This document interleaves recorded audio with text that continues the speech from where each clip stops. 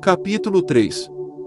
Superar o corpo. Os pensamentos não acontecem no vácuo. Sempre que temos um pensamento, dá-se uma reação bioquímica no cérebro e produzimos uma substância química. O cérebro envia então sinais químicos específicos para o corpo, que funcionam como mensageiros desse pensamento. Quando o corpo recebe essas mensagens químicas do cérebro, obedece instantaneamente, dando início a um conjunto de reações alinhadas com aquilo em que o cérebro está a pensar. O corpo envia então de imediato uma mensagem ao cérebro, a confirmar que está a sentir-se exatamente como o cérebro está a pensar. Para compreender este processo, a forma como normalmente pensamos, a mesma coisa que o corpo e como criar uma nova mentalidade, precisamos de perceber o papel que o cérebro e a respectiva química desempenham na nossa vida. Nas últimas décadas, descobrimos que o cérebro e o resto do corpo interagem através de poderosos sinais eletroquímicos. Há uma grande fábrica química entre as nossas orelhas, que orquestra uma miríade de funções corporais. Mas não se assuste, isto não passa de uma breve introdução à química cerebral, apenas para que fique a conhecer alguns termos. Todas as células têm receptores na superfície, que recebem a informação proveniente de fora. Quando há uma correspondência química, de frequência e de carga elétrica, entre um receptor e um sinal proveniente do exterior, a célula é ativada para desempenhar certas tarefas. Os neurotransmissores, os neuropeptídeos e as hormonas são as substâncias químicas responsáveis pela causa de efeito na atividade cerebral e no funcionamento do corpo. Estes três tipos de substâncias químicas, chamadas ligandos, ligam-se à célula, interagem com ela ou influenciam-na. Numa questão de milissegundos, os neurotransmissores são os principais mensageiros químicos, responsáveis pelo envio de sinais entre as células nervosas, permitindo ao cérebro e ao sistema nervoso comunicarem entre si. Há diferentes tipos de neurotransmissores e cada um deles é responsável por uma atividade em particular. Alguns excitam o cérebro, outros acalmam-no, outros deixam-nos sonolentos ou despertos. Eles podem dizer a um neurônio para se desligar ou aderir melhor à sua ligação atual. Podem até alterar a mensagem que está a ser enviada ao neurônio, reescrevê-la e enviar uma mensagem diferente a todas as células nervosas que estão ligadas. Os neuropeptídeos, o segundo tipo de ligando, são os mensageiros mais numerosos. A maioria é produzida numa estrutura cerebral chamada hipotálamo. Estudos recentes vieram demonstrar que também são produzidos pelo nosso sistema imunitário. Estas substâncias químicas passam através da glândula pituitária, que envia uma mensagem química ao corpo, com instruções específicas. À medida que os neuropeptídeos percorrem a corrente sanguínea, fixam-se às células de vários tecidos, sobretudo glândulas, e ativam então o terceiro tipo de ligando, as hormonas, que influenciam o modo como nos sentimos. Os neuropeptídeos e as hormonas são as substâncias químicas responsáveis pelos sentimentos. Para os nossos objetivos, vamos pensar nos neurotransmissores como mensageiros químicos, que atuam sobretudo ao nível do cérebro e da mente, nos neuropeptídeos como sinalizadores químicos, que fazem a ponte entre o cérebro e o corpo, fazendo-nos sentir em consonância com o que estamos a pensar, e nas hormonas como as substâncias químicas relacionadas com os sentimentos, sobretudo ao nível do corpo. Por exemplo, quando temos uma fantasia sexual, estes três agentes entram todos em ação. Primeiro, quando começamos a ter certos pensamentos, o cérebro apressa-se a produzir alguns neurotransmissores, que ligam uma rede de neurônios, a qual cria imagens na nossa mente. Esses químicos estimulam então a libertação de determinados neuropeptídeos na corrente sanguínea. Quando chegam às glândulas sexuais, os peptídeos fixam-se às células desses tecidos, ativam o sistema hormonal e, pronto, as coisas começam a acontecer. Tornamos os pensamentos da nossa fantasia tão reais na mente, que o corpo começou a preparar-se para uma experiência sexual real, antes de ela acontecer. Eis o poder da ligação entre a mente e o corpo. Utilizando os mesmos meios, se começarmos a pensar em confrontar o nosso filho adolescente, por causa de uma molgadela nova no carro, os nossos neurotransmissores dão início ao processo de pensamento no cérebro, produzindo um determinado nível mental. Os neuropeptídeos enviam sinais químicos ao corpo, e começamos a sentir-nos um pouco irritados. Quando os peptídeos chegam às glândulas adrenais, promovem a libertação das hormonas, adrenalina e cortisol, e ficamos então completamente furiosos. Em termos químicos, o corpo está pronto para o embate. O ciclo do pensar e sentir. Ao termos pensamentos diferentes, os nossos circuitos cerebrais disparam sequências, padrões e combinações correspondentes, produzindo níveis mentais iguais a esses pensamentos. Uma vez ativadas essas redes de neurônios, o cérebro produz químicos específicos, com a assinatura que corresponde exatamente a esses pensamentos, para que possamos sentir-nos tal como estamos a pensar. Assim, quando temos pensamentos bons, carinhosos ou alegres, produzimos químicos que nos fazem sentir bem, carinhosos ou alegres. O mesmo é válido para os pensamentos negativos, assustadores ou impacientes. Numa questão de segundos, começamos a sentir-nos negativos, ansiosos ou impacientes. Há uma certa sincronia que ocorre a cada momento entre o cérebro e o corpo. Na realidade, quando começamos a sentir-nos como estamos a pensar, porque o cérebro está em comunicação constante com o corpo, começamos a pensar como nos estamos a sentir. O cérebro monitoriza em permanência o que o corpo está a sentir. Com base no retorno químico que recebe, gera mais pensamentos, que produzem substâncias químicas correspondentes àquilo que o corpo está a sentir, para primeiro nos sentirmos como estamos a pensar e depois pensarmos como nos estamos a sentir. Iremos aprofundar esta ideia ao longo do livro, mas vamos considerar que os pensamentos estão sobretudo relacionados com a mente e o cérebro, e os sentimentos sobretudo ligados ao corpo. Portanto, quando os sentimentos do corpo se alinham com os pensamentos de um determinado estado mental, a mente e o corpo começam a funcionar como um só. E, como se recorda, quando a mente e o corpo estão em uníssono, o que daí resulta chama-se estado de ser. Poderíamos também dizer que o processo de pensar e sentir e pensar continuamente, cria um estado de ser, que produz efeitos sobre a nossa realidade. Um estado de ser significa que nos familiarizamos com um estado mental emocional, um modo de pensar e um modo de sentir, que se torna parte integrante da nossa própria identidade. E descrevemos assim quem somos, através do modo como estamos a pensar, logo a sentir, ou a ser no momento presente. Estou zangado, estou a sofrer, estou inspirado, estou inseguro, estou negativo. Ao cabo de vários anos a ter determinados pensamentos, a sentirmos-nos como estamos a pensar e depois a pensar como nos estamos a sentir, o hamster na roda, cria-se um estado de ser memorizado que nos permite dizer categoricamente que a nossa afirmação estou é absoluta. Isso significa que chegamos a um ponto em que nos definimos como esse estado de ser. Os nossos pensamentos e sentimentos fundiram-se. Por exemplo, nós dizemos: sempre fui preguiçoso, sou uma pessoa ansiosa, sou normalmente inseguro, tenho problemas de autoestima, tenho mau feitio e sou impaciente, não sou assim tão esperto, e por aí fora. E esses sentimentos memorizados contribuem para todos os nossos traços de personalidade. Um aviso: quando os sentimentos se tornam modos de pensar, ou quando não conseguimos ter pensamentos superiores àquilo que sentimos, não é possível mudar. Mudar significa ter pensamentos superiores ao que sentimos. Mudar significa ter ações superiores aos sentimentos familiares, da identidade memorizada. Para lhe dar um exemplo prático, imagine que vai no carro a caminho do trabalho e começa a pensar sobre a discussão acesa que teve com um colega há uns dias.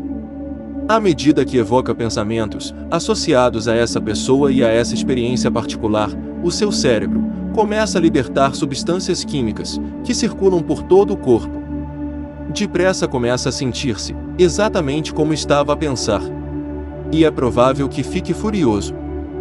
O corpo envia uma mensagem de volta ao cérebro, a dizer: sim, estou a sentir-me completamente irritado. É evidente que o cérebro, que comunica em permanência com o corpo e monitoriza o seu estado químico interno, é influenciado pela súbita alteração no modo como se está a sentir.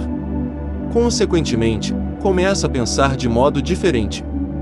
No instante em que começa a sentir-se como está a pensar, começa a pensar como está a sentir-se. Inconscientemente, reforça o mesmo sentimento, continuando a ter pensamentos de raiva e frustração, que o fazem sentir-se mais zangado e frustrado. Com efeito, os seus sentimentos estão a comandar o seu pensamento. O seu corpo está a dominar a sua mente. À medida que o ciclo continua, os seus pensamentos de raiva enviam mais sinais químicos ao corpo, que ativam os químicos adrenais, associados aos seus sentimentos de raiva. Agora, está furioso e agressivo. Tem o rosto vermelho, sente um nó no estômago, a cabeça a latejar, os músculos começam a contrair-se. À medida que tais sentimentos invadem o corpo e alteram a sua fisiologia, esse coquetel químico faz disparar uma série de circuitos do cérebro, fazendo-o pensar em sintonia com essas emoções.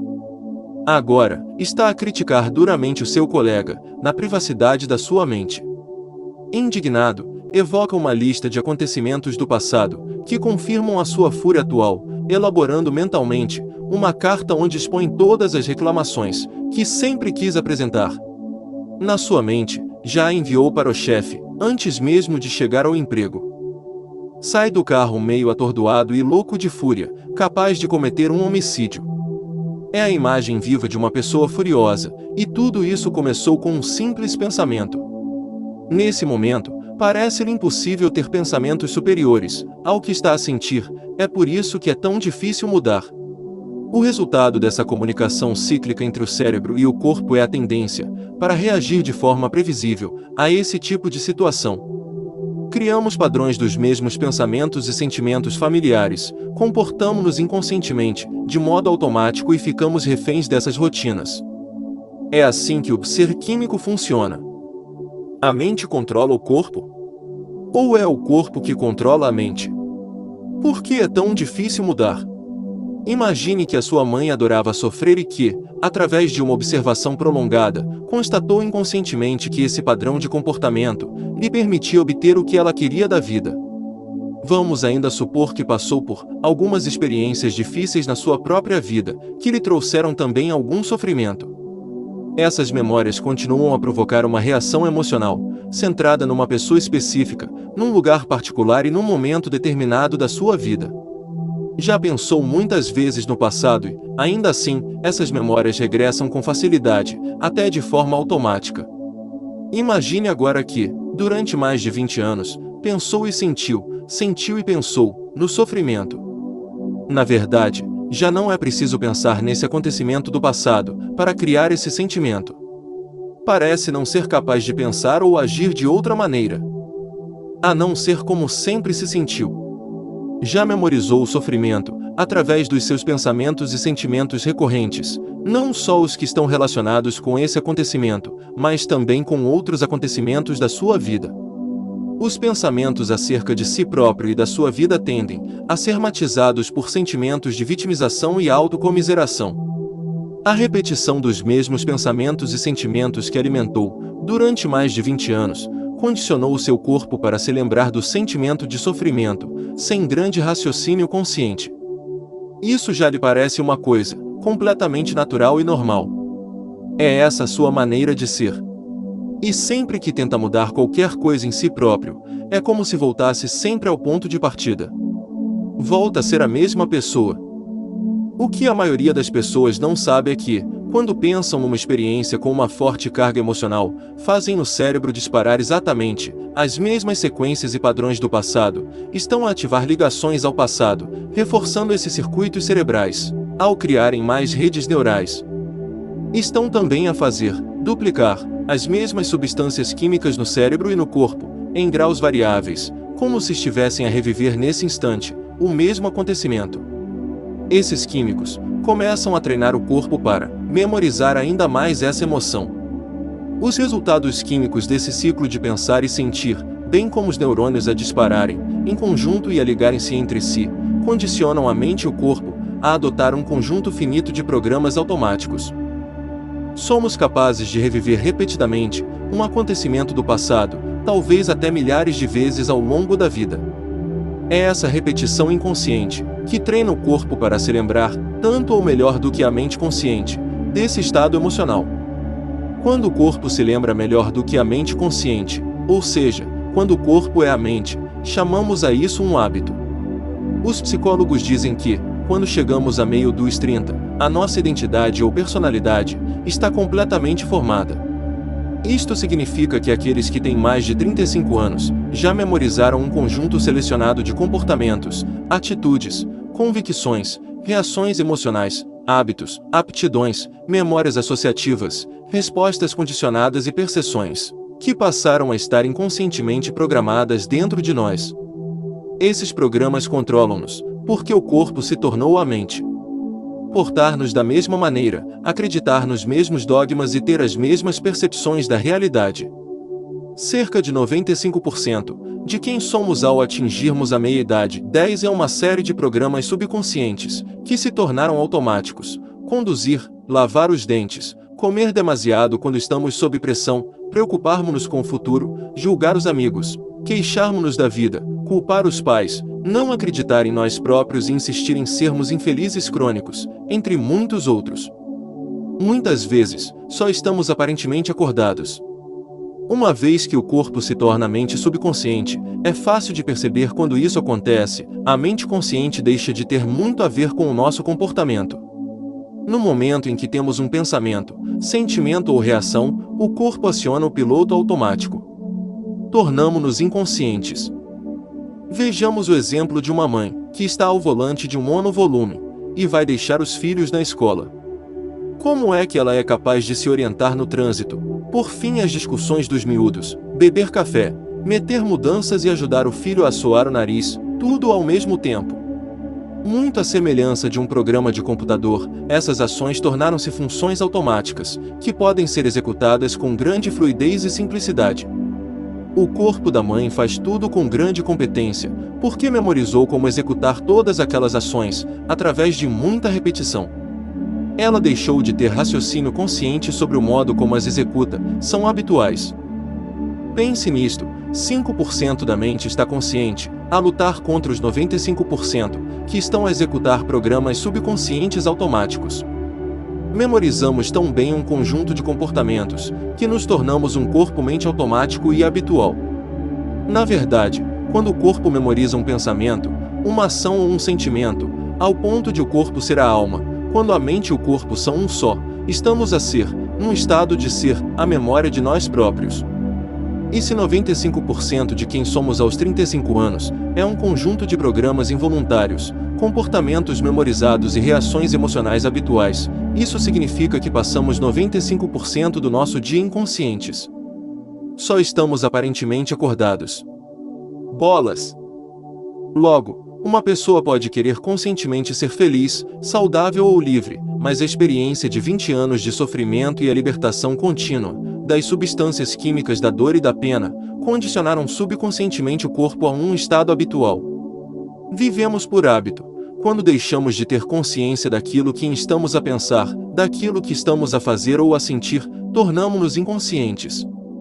O hábito mais difícil de vencer é o hábito de sermos nós mesmos. Quando o servo se torna o amo. Na verdade, o corpo é o servo da mente.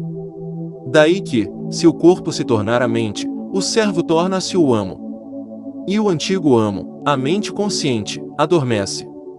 A mente pode pensar que ainda manda, mas o corpo influencia as decisões, segundo as emoções que memorizou. Agora, suponhamos que a mente quer recuperar o controle.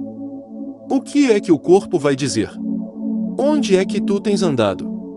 Adormece lá outra vez. Eu trato disto. Tu não tens a vontade, a persistência nem a consciência necessárias para fazeres o que eu tenho andado a fazer este tempo todo, enquanto estavas inconscientemente a seguir as minhas ordens. Eu até modifiquei os meus receptores, com o passar dos anos, para te servir melhor. Achavas que controlavas a situação, enquanto fui eu que sempre te influenciei e te incitei a tomares todas as decisões, segundo o que eu sinto que está certo e me é familiar. E quando os 5% conscientes se opõem aos 95% que estão a executar programas subconscientes automáticos, estes vão ser tão reflexivos que basta um pensamento ao acaso ou um único estímulo vindo do ambiente para voltar a ligar o programa automático. E voltamos ao mesmo, a ter os mesmos pensamentos e a executar as mesmas ações, mas à espera que aconteça alguma coisa diferente na nossa vida. Quando tentamos recuperar o controle, O corpo dá sinal ao cérebro para nos convencer a desistir dos nossos objetivos conscientes. As nossas conversas interiores inventam uma série de razões para não fazermos nada fora do habitual, para que não nos libertemos do estado de ser a que nos habituamos. Vai pegar em todas as nossas fraquezas, que conhece e alimenta, e usá-las contra nós, uma a uma.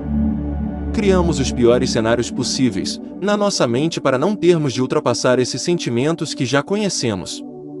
Porque quando tentamos interromper a ordem química interna, que se tornou a nossa segunda natureza, o corpo reage de forma caótica. A sua persistência interna torna-se quase irresistível e, muitas vezes, sucumbimos. Entre no subconsciente para o modificar. A mente subconsciente só conhece aquilo que a programou para fazer. Alguma vez lhe aconteceu estar a escrever no portátil e, de repente, ele começar a executar programas automáticos, que não consegue controlar?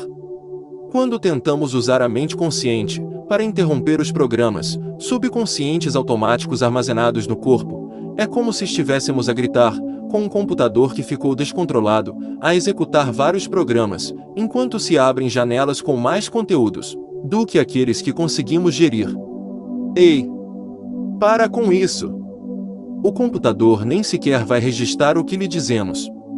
Vai continuar a fazer o mesmo, até acontecer algum tipo de intervenção, até entramos no sistema operativo e alterarmos algumas definições. Neste livro, vai aprender a entrar no subconsciente e a reprogramá-lo, com um novo conjunto de estratégias. Com efeito, terá de desaprender, ou desligar, os seus velhos circuitos, de pensar e sentir e voltar a ensinar, ou religar o cérebro com novas formas, de pensar e sentir, baseadas no que deseja ser. Quando condiciona o corpo com uma nova mente, os dois deixam de conseguir trabalhar em oposição e têm de ficar em harmonia.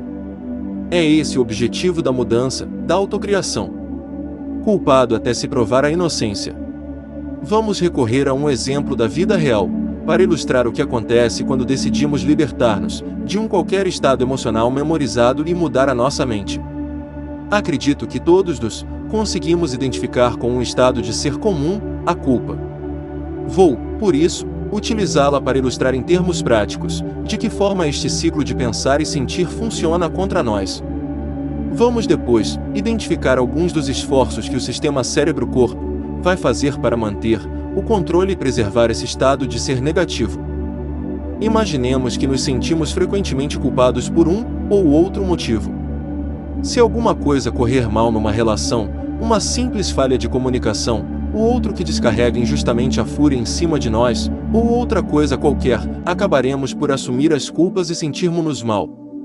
Imaginemos que somos uma daquelas pessoas que dizem ou pensam constantemente: a culpa foi minha.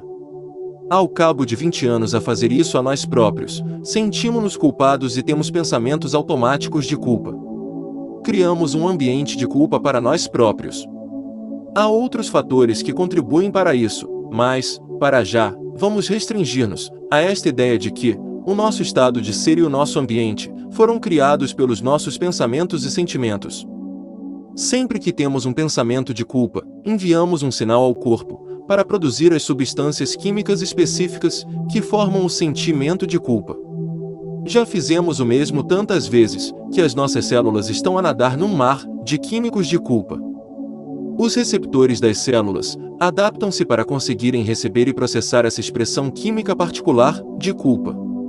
A enorme quantidade de culpa que inunda as células começa a parecer-lhes normal, e o que o corpo acaba por considerar normal começa a ser interpretado como uma coisa agradável. É como viver muitos anos perto de um aeroporto.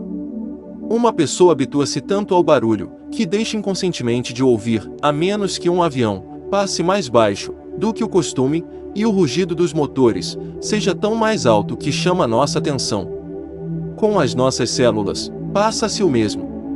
E o que acontece é que elas perdem literalmente a sensibilidade ao sentimento químico de culpa, irão precisar de uma emoção mais forte, mais poderosa da nossa parte, um nível mais elevado de estimulação, para ficarem ativas da próxima vez. E quando a dose mais forte de substâncias químicas de culpa conquista a atenção do corpo, as células despertam face ao estímulo, muito à semelhança do efeito da primeira chávena de espresso, para quem bebe café. E quando, no fim da vida de cada célula, ela se divide e cria uma célula gêmea, os receptores no exterior da nova célula vão precisar de um nível mínimo de culpa mais elevado para se ligarem. O corpo passou a exigir uma descarga emocional mais forte dessa sensação negativa para se sentir vivo. Tornamo-nos dependentes da culpa. Quando alguma coisa corre mal na nossa vida, assumimos automaticamente que a culpa é nossa. Mas isso agora já nos parece normal. Nem sequer temos de pensar em sentirmos-nos culpados, é assim e pronto.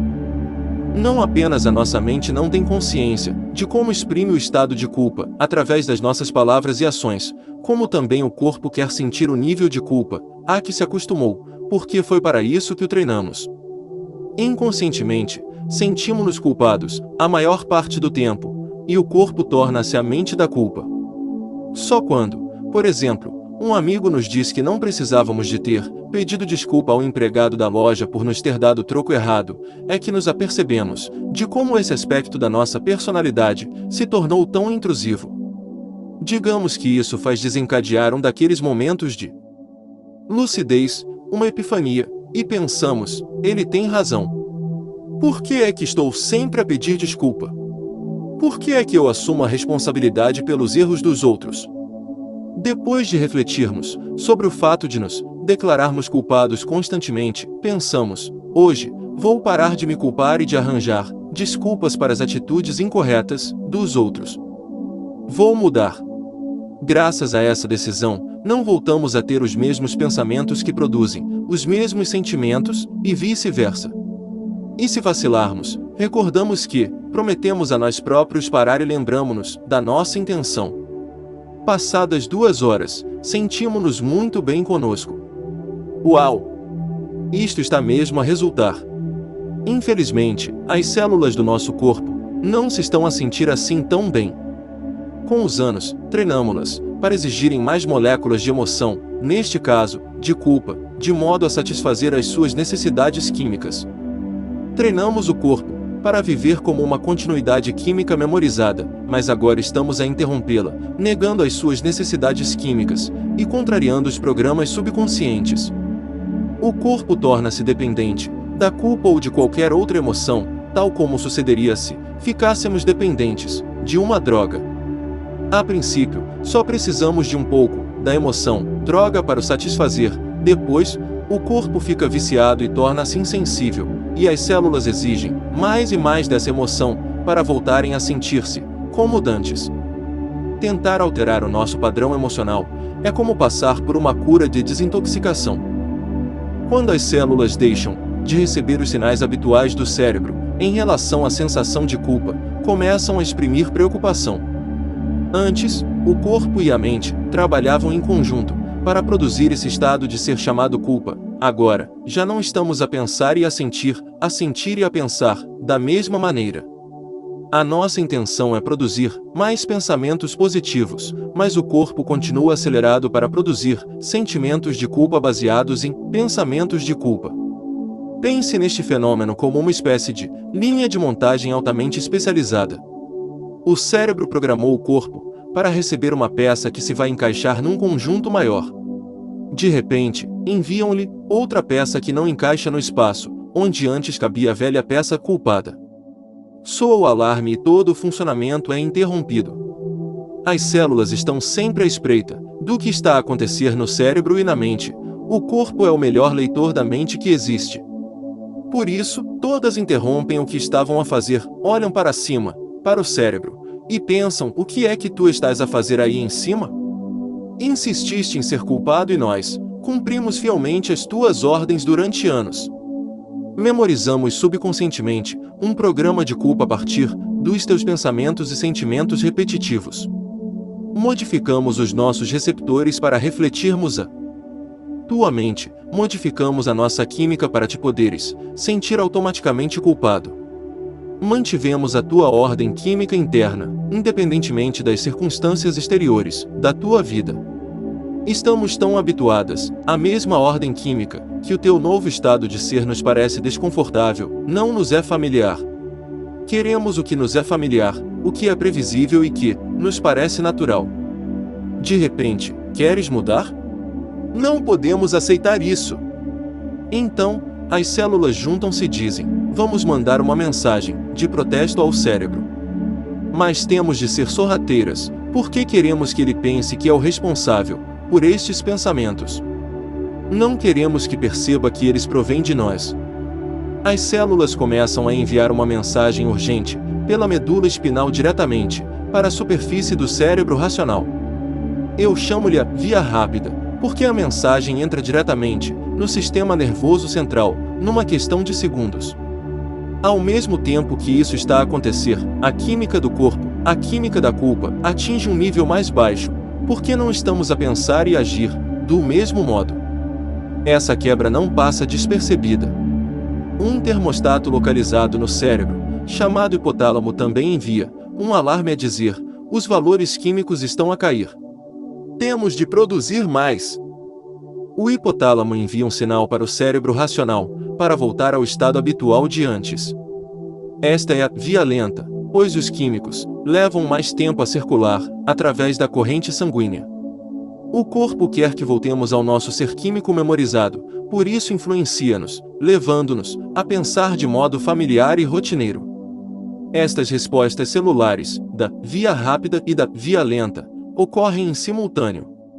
E quando damos por ela, começamos a ouvir pensamentos como estes, na nossa cabeça: hoje, estás muito cansado. Começas amanhã. Amanhã vai correr melhor. A sério, tratas disso mais tarde. E a minha preferida de todas: há aqui qualquer coisa que não está bem. Se não resultar, dá-se um segundo ataque furtivo. O corpo-mente retoma o controle, por isso começa a meter-se conosco. Pode sentir-te um bocadinho mal, se quiseres. A culpa é do teu pai. Não te sentes mal com o que ele te fez no passado? Já agora, vamos lá dar uma espreitadela ao teu passado, para nos conseguirmos lembrar por que é que tu és assim. Olha para ti, és um farrapo, um falhado. És uma anedota, um fraco. A tua vida é um fracasso. Nunca vais mudar. És igualzinho à tua mãe. Por que é que não desistes? Enquanto prossegue com esta pessimização, o corpo está a tentar a mente, para que ela regresse ao estado que tinha inconscientemente memorizado. No plano racional, isso é um absurdo. Mas, evidentemente, há um outro nível: sabe bem sentir-se mal. No momento em que damos ouvidos a essas subvocalizações, acreditamos nesses pensamentos e respondemos com os mesmos sentimentos familiares. Instala-se uma amnésia mental e esquecemos-nos do nosso objetivo inicial. O mais engraçado é que começamos mesmo a acreditar no que o corpo está a dizer ao cérebro, para nos dizer a nós. Voltamos a mergulhar nesse programa automático e regressamos ao nosso anterior ser. A maioria de nós consegue identificar-se com este cenário, que não é muito diferente de qualquer outro hábito que já tenhamos tentado mudar. Quer sejamos dependentes do tabaco, do chocolate, do álcool, das compras, do jogo, ou de roer as unhas, no momento em que deixamos de nos comportar como habitualmente, o caos graça entre o corpo e a mente. Os pensamentos que abraçamos estão intimamente identificados com os sentimentos de como seria se cedêssemos às tentações. Sempre que cedemos às tentações, continuamos a produzir os mesmos resultados na nossa vida, porque a mente e o corpo estão em oposição. Os nossos pensamentos e sentimentos estão a trabalhar uns contra os outros, e quando o corpo se torna mente, ficamos sempre reféns daquilo que sentimos.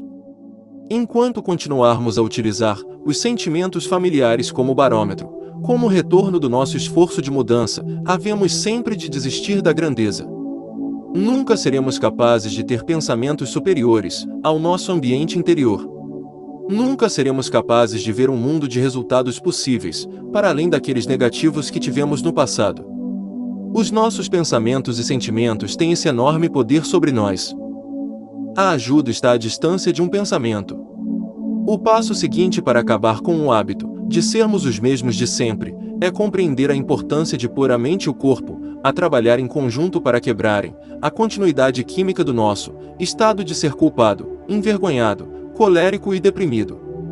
Não é fácil resistir à exigência do corpo para repor a velha ordem doentia, mas a ajuda está apenas à distância de um pensamento. vai aprender, nas páginas seguintes, que para uma verdadeira mudança, é essencial desmemoriar uma emoção que se tornou parte da personalidade, de seguida, renovar o corpo preparando-o para uma nova mente. Facilmente nos sentimos perdidos, quando nos damos conta de que a química das nossas emoções habituou o nosso corpo a um estado de ser que é tantas vezes produto da raiva, do ciúme, do ressentimento, da tristeza e assim por diante. Afinal, como já disse, esses programas, essas propensões, estão arraigadas no nosso subconsciente. As boas notícias são que conseguimos tomar consciência dessas tendências. Explicarei melhor esta ideia mais à frente. Para já, espero que consiga aceitar que, para mudar a sua personalidade, tem de mudar o seu estado de ser, que está intimamente ligado aos sentimentos que memorizou. Tal como as emoções negativas se podem integrar no sistema operativo do nosso subconsciente, o mesmo se passa com as positivas. Por si só, o pensamento positivo consciente não consegue ultrapassar os sentimentos negativos subconscientes. Numa ou noutra ocasião, já todos nós declaramos de forma consciente: eu quero ser feliz. Mas até receber instruções em contrário, o corpo vai continuar a exprimir aqueles programas de culpa, tristeza ou ansiedade. A mente consciente, intelectual, pode pensar racionalmente que quer felicidade, mas o corpo foi programado durante anos para se sentir de outra maneira. Proclamamos arrebatados a mudança, mas, a um nível visceral, parecemos não conseguir nutrir o sentimento de uma verdadeira felicidade. Isto porque a mente e o corpo não estão a trabalhar em conjunto. A mente consciente quer uma coisa, mas o corpo quer outra. Se passou anos a dedicar-se a sentimentos negativos, esses sentimentos criam um estado de ser automático. Dir-se-ia que é subconscientemente infeliz, não é? O seu corpo foi condicionado para ser negativo, ele sabe melhor como ser infeliz do que a sua mente consciente o contrário. Nem sequer tem de pensar em como ser negativo. Sabe simplesmente que é essa a sua maneira de ser. Como poderá a mente consciente controlar essa atitude do corpo-mente subconsciente? Há quem defenda que a resposta é o pensamento positivo. Eu quero deixar claro que, por si só, o pensamento positivo não funciona. Muitos dos ditos pensadores positivos tiveram sentimentos negativos durante a maior parte da vida, e agora estão a tentar pensar de forma positiva. Estão num estado polarizado, em que tentam pensar de uma maneira, para superar o que sentem por dentro. Pensam conscientemente de uma maneira, mas são o oposto. Quando a mente e o corpo estão em oposição, a mudança nunca acontece. Os pensamentos memorizados levam-nos a recriar o passado. Por definição, as emoções são o produto de experiências passadas na nossa vida. Quando experienciamos algo, o cérebro recebe informações vitais, provenientes do ambiente exterior, através de 5 vias sensoriais: visão, olfato, audição, paladar e tato. Quando esses dados sensoriais cumulativos chegam ao cérebro e são processados, redes de neurônios organizam-se em padrões específicos, refletindo o acontecimento externo. No momento em que a organização dessas células nervosas fica concluída, o cérebro liberta substâncias químicas. A essas substâncias dá-se o nome de emoção ou sentimento. Neste livro, utilizo indistintamente as palavras sentimentos e emoções, pois têm um significado suficientemente próximo para as compreendermos. Quando essas emoções começam a inundar quimicamente nosso corpo, detectamos uma alteração na nossa ordem interior, estamos a pensar e a sentirmos-nos diferentes do que momentos antes. Naturalmente, quando nos apercebemos dessa alteração, vamos dar atenção a quem ou aquilo que, no nosso ambiente exterior, provocou essa alteração. Ao conseguirmos identificar o que, no mundo exterior, causou essa alteração interior, esse acontecimento em si mesmo, chama-se uma memória. Em termos neurológicos e químicos, codificamos essa informação ambiental, no cérebro e no corpo. Assim conseguimos recordar melhor as experiências, porque nos lembramos de como nos sentimos quando elas aconteceram. Os sentimentos e as emoções são um registro químico das experiências passadas. Por exemplo, o seu chefe chega para fazer avaliação de desempenho. Repara imediatamente que ele está vermelho, parece irritado. Mal ele começa a falar alto, sente-lhe o hálito árido. Acusa-o de o desacreditar diante dos outros empregados e diz que não o vai promover. A sua reação: fica nervoso, sente náuseas e as pernas a fraquejar, tem o coração acelerado. Sente-se assustado, traído e zangado.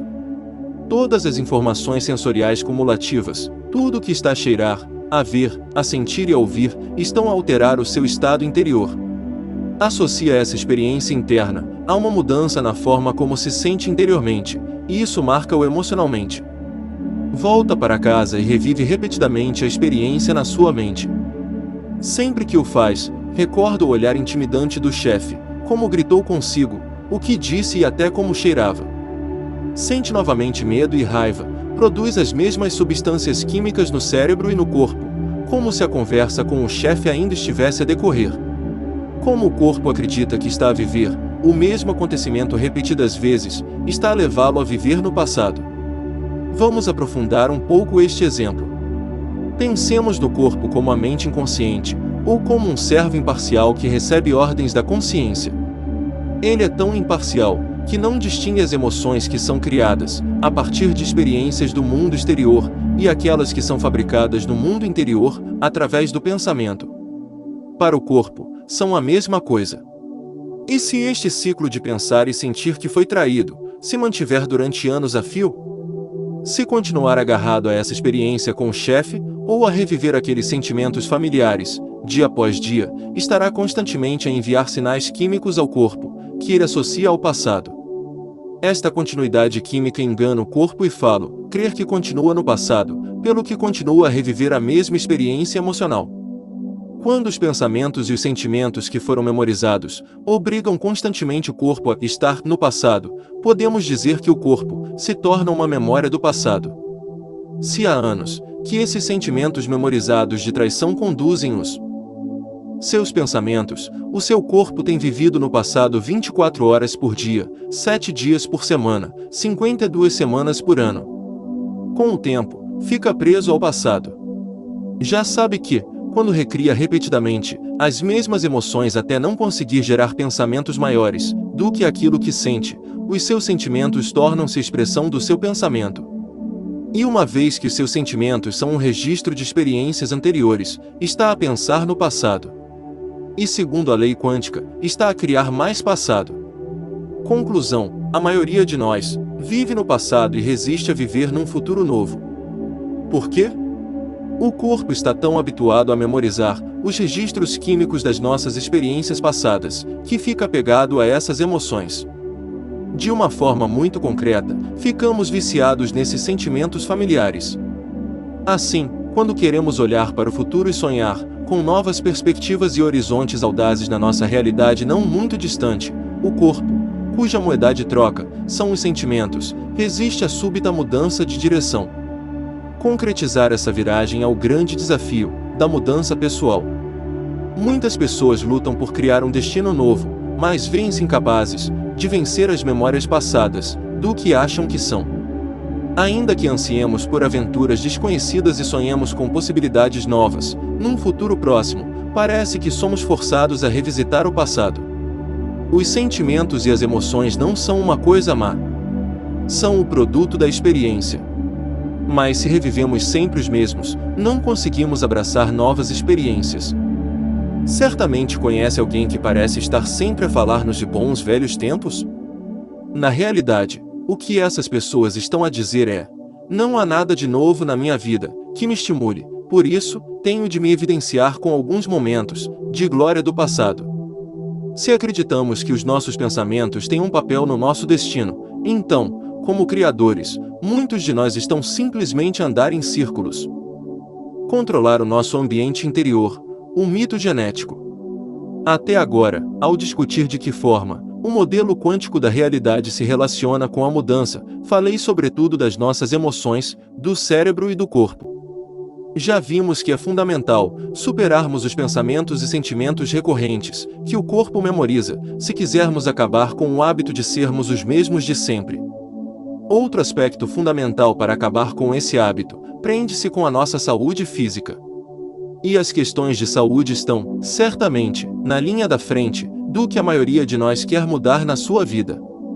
E no que diz respeito ao que gostaríamos de mudar na nossa saúde, há outro conjunto de dogmas que vamos ter de examinar e dissipar: o mito de que os genes criam doenças e a falácia do determinismo genético.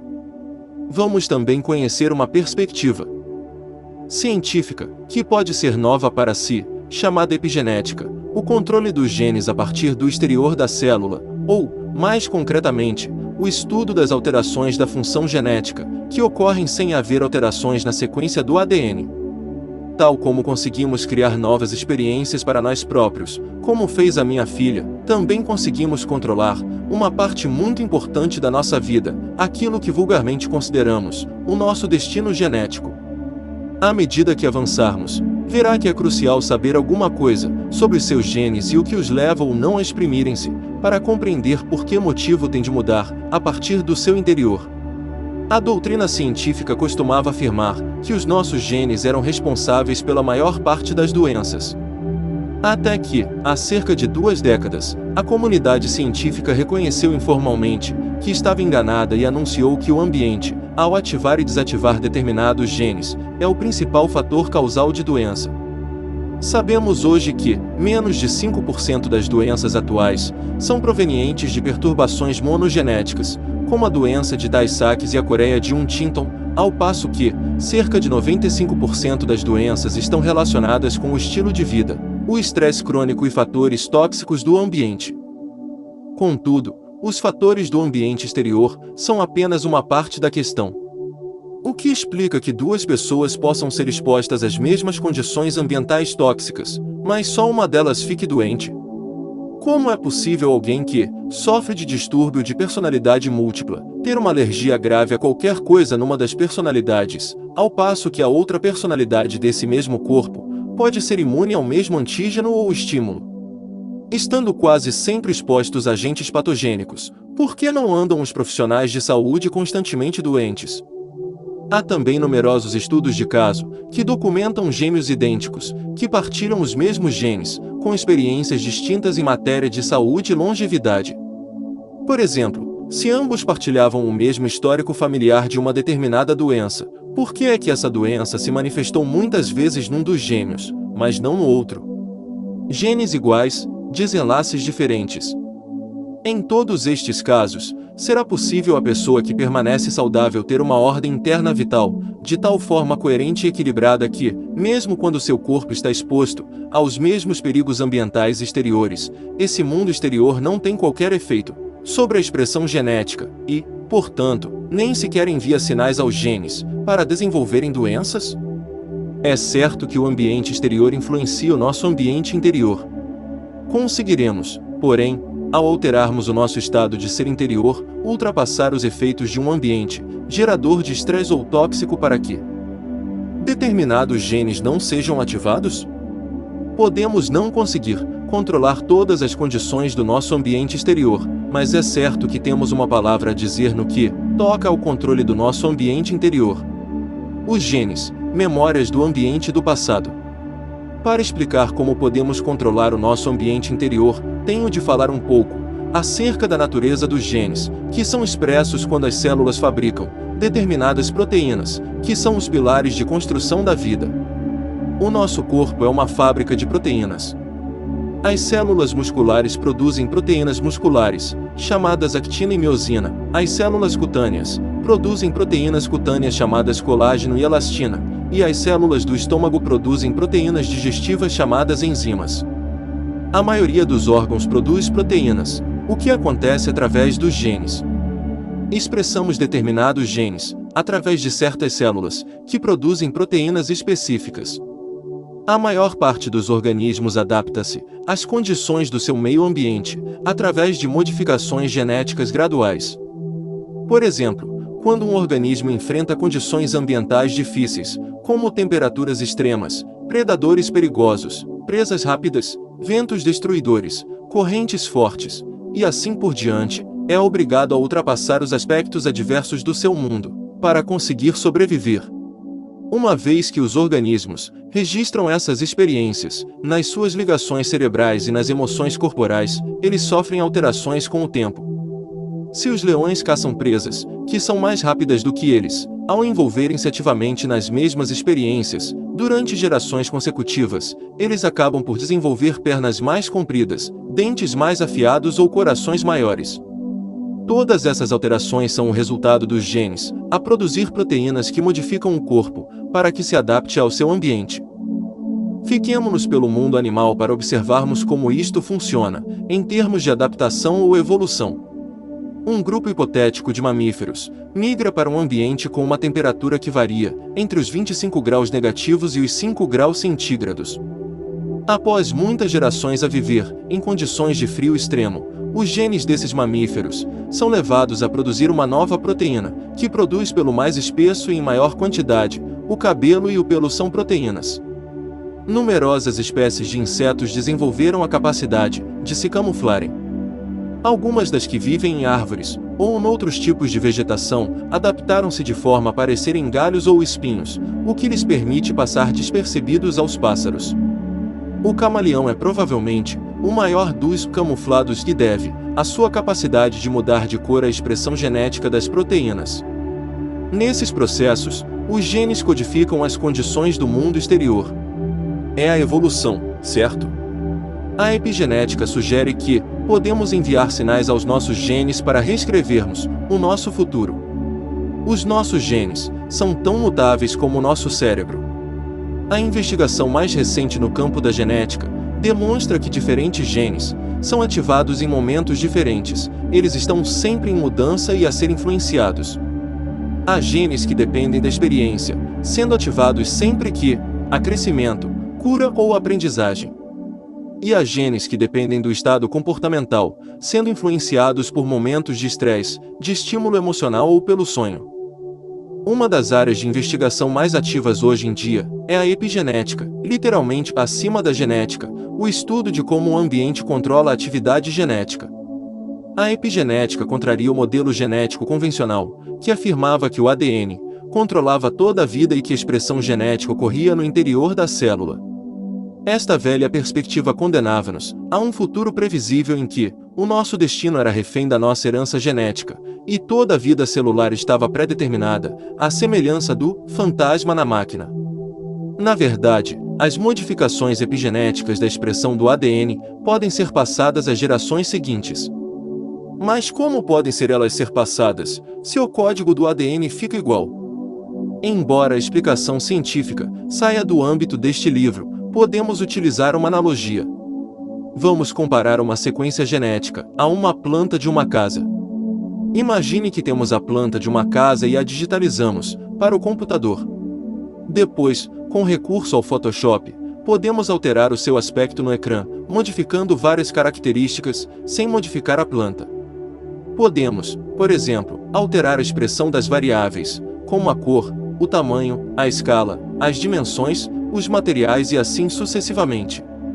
Milhares de pessoas, que representam as variáveis ambientais, conseguiriam produzir diferentes imagens, mas todas elas seriam a expressão da mesma planta. A epigenética permite-nos pensar mais profundamente na mudança. A mudança de paradigma epigenético dá-nos liberdade para ativarmos a nossa própria atividade genética e modificarmos o nosso destino genético. Para facilitar, quando me referir à ativação de um gene, através da sua expressão em diferentes formas, vou dizer que ele é ligado. Na realidade, os genes não se ligam nem desligam, eles são ativados por sinais químicos e expressam-se, de maneiras específicas, através da produção de várias proteínas. Mudando simplesmente os nossos pensamentos, sentimentos, reações emocionais e comportamentos, por exemplo, optando por estilos de vida mais saudáveis, em relação à alimentação e ao nível de estresse, enviamos novos sinais às células, e elas expressam novas proteínas, sem alterarem a impressão digital genética. Por isso, apesar de o código do ADN se manter inalterado, quando uma célula é ativada, de uma nova maneira por uma nova informação, essa célula pode criar milhares de variações do mesmo gene. Podemos enviar sinais aos nossos genes, para eles reescreverem o nosso futuro. O perpetuar de velhos estados do ser configura-nos para um destino genético indesejável. Tal como certas áreas do cérebro têm ligações mais definitivas, ao passo que outras são mais plásticas, passíveis de serem alteradas, através da aprendizagem e da experiência, acredito que o mesmo se passa com os genes. Há certas partes da nossa genética que podem ser mais facilmente ligadas, já outras sequências genéticas são mais definitivas, o que significa que são mais difíceis de ativar, pois fazem parte, há mais tempo da nossa história genética. Pelo menos, é o que diz atualmente a ciência. Como conseguimos manter certos genes ligados e outros desligados? Se nos mantivermos no mesmo estado tóxico de raiva, no mesmo estado melancólico de depressão, no mesmo estado desperto de ansiedade, ou no mesmo estado desanimado, de falta de autoestima, os sinais químicos redundantes de que temos vindo a falar continuam a premir os mesmos botões genéticos, que acabam por provocar a ativação de determinadas doenças.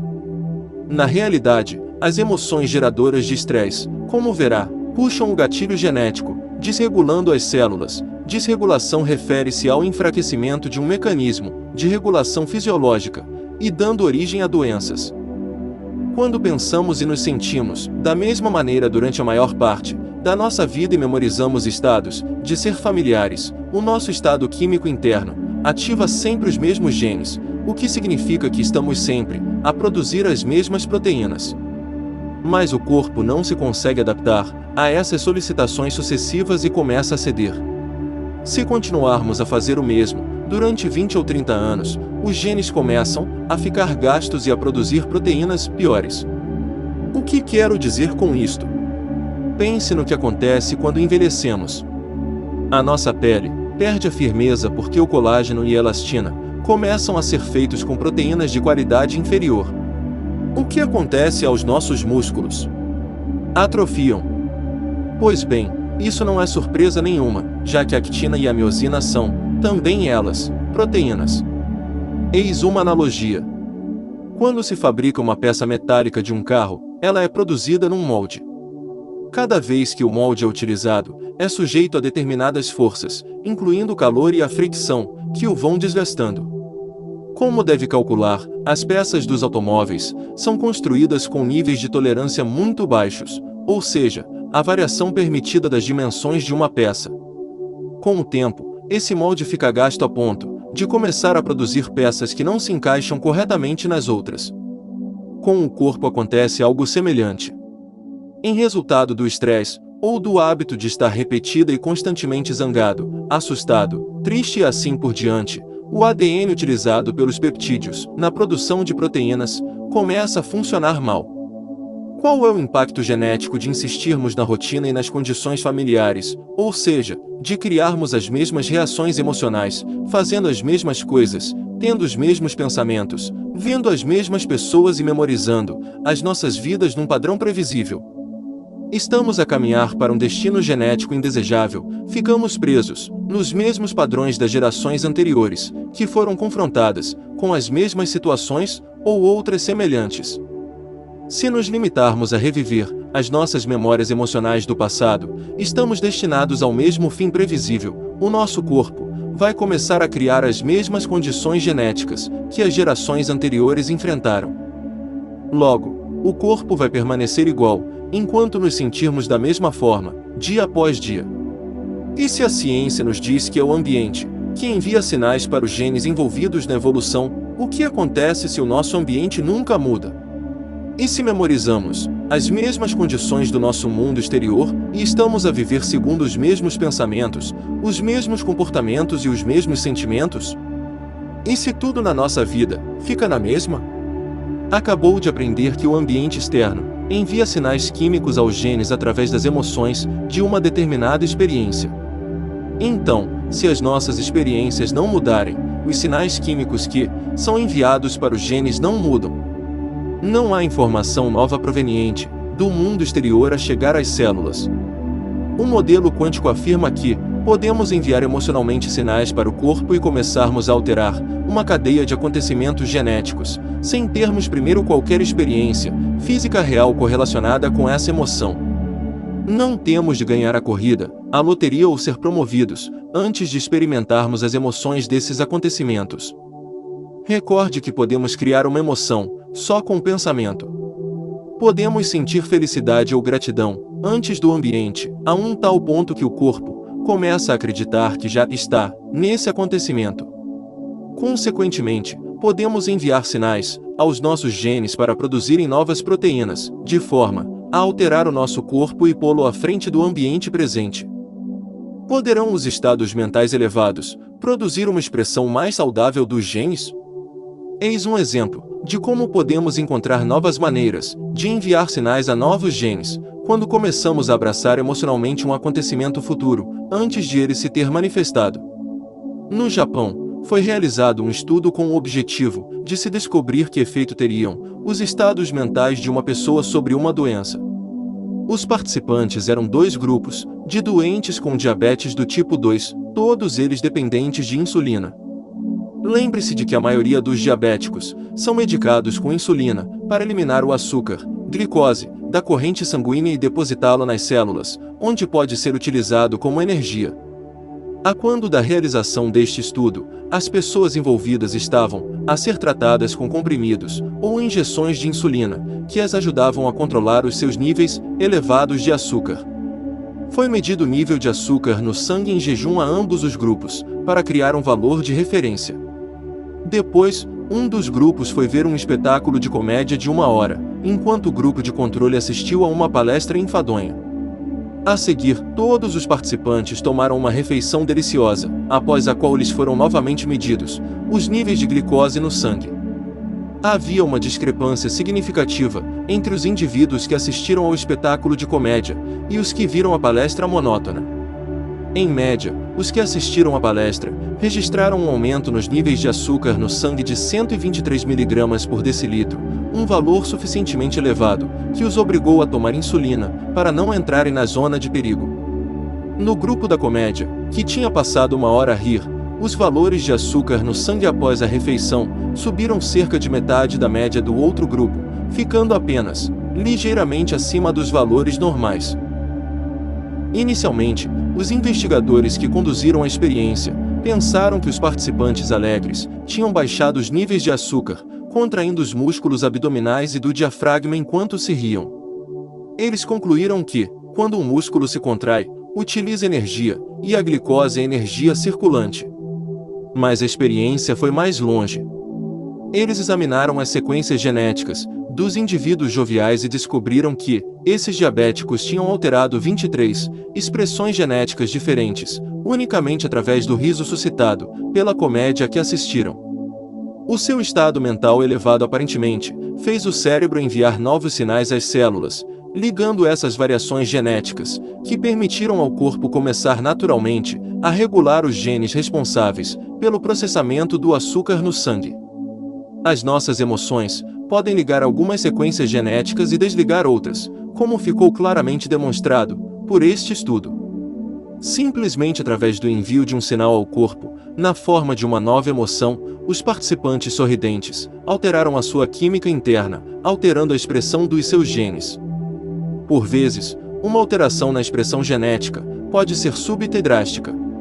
Já ouviu alguma vez falar de pessoas que, após terem sido sujeitas a condições de estresse extremo, ficaram com o cabelo branco de um dia para o outro? Esse é um exemplo dos genes a funcionar. Essas pessoas experimentaram uma emoção tão forte que a química alterada do seu corpo ligou o gene da expressão do cabelo branco e desligou a expressão genética da cor normal do cabelo, numa questão de horas. Eles utilizaram novas maneiras de enviar sinais a novos genes, alterando emocionalmente, logo quimicamente, o seu ambiente interior. Tal como referi no capítulo anterior, quando experienciamos muitas vezes um acontecimento, ensaiando mentalmente os respectivos aspectos na nossa mente, sentimos-nos como se perante esse acontecimento na vida real, antes ainda de ele se desenrolar. Ao alterarmos os circuitos do nosso cérebro, pensando de novas maneiras, e ao abraçarmos as emoções de um acontecimento antes da sua manifestação física, é possível modificarmos geneticamente o nosso corpo. Consegue escolher um potencial quântico, a propósito, os potenciais já existem todos, e abraçar emocionalmente um acontecimento futuro antes de se concretizar a experiência real? Consegue fazer isso tantas vezes preparando emocionalmente o seu corpo para uma nova mente, enviando assim sinais a novos genes de novas maneiras? Se consegue, é altamente provável que comece a dar forma e a moldar o seu cérebro e o corpo numa nova expressão, de modo a que se modifiquem antes de a realidade potencial desejada se concretizar.